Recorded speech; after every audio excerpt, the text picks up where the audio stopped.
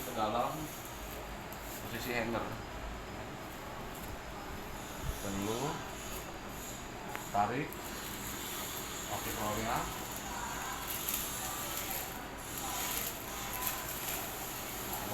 Sesuaikan panjangnya.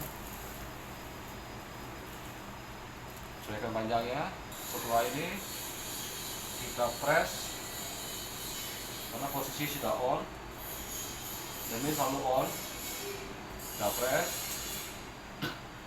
ini. Nah, ini hasilnya. Ini kita dapat lihat. Karena di sini masih ada sisa dari plastik yang tidak kena seal, maka kita potong sedikit dengan bantu gunting. Setelah selesai, ini kenaikan lagi, maka bagian ini sudah terbungkus dengan rapi. Ini hasilnya.